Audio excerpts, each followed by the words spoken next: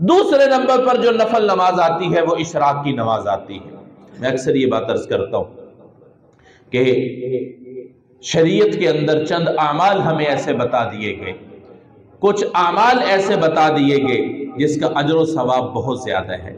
और यहाँ से आप इस बात से भी अंदाज़ा लगा सकते हैं कि ये नफल नमाज की बात हो रही है। नफल नमाजों पर अल्लाह ताला ने इतना अजर व सवाब रखा है। इशराक की नमाज के बारे में हदीस मुबारका में दो रिवायतें मिलती हैं।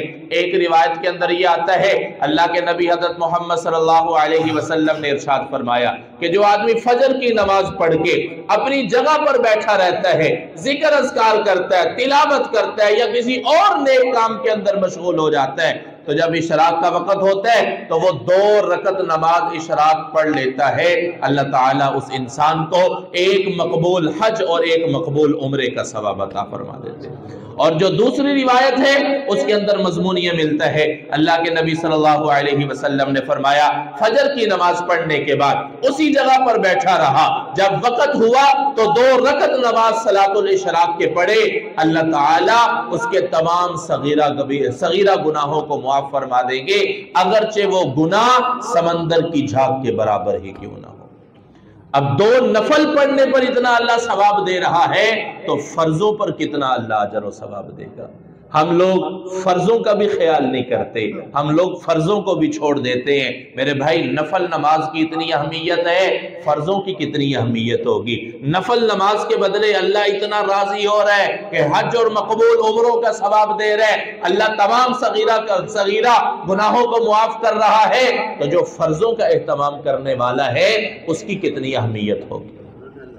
इसलिए ये भी मैं अक्सर अर्ज किया करता हूँ कि जो लोग फराइज को अदा नहीं करते लेकिन वज़ाइफ के पीछे भागते हैं, उनके वज़ाइफ उसी काम के नहीं। वज़ाइफ तब काम करते हैं जब आप फराइज पूरे कर रहे हो।